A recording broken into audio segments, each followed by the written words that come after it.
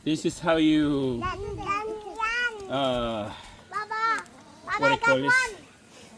Put the chicken into sleep. Yeah.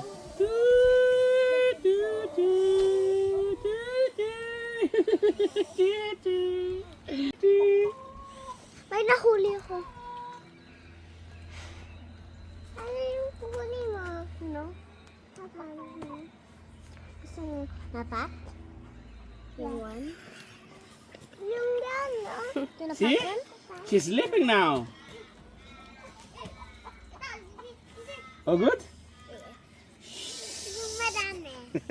Yan. Na. Anong gagawin natin? Anong gagawin natin? Mag-aantay tayo. Ang tamad-tamad ng chicken na to. Kasi ikaw pinatulog mo. Sabi mo patulogin natin siya.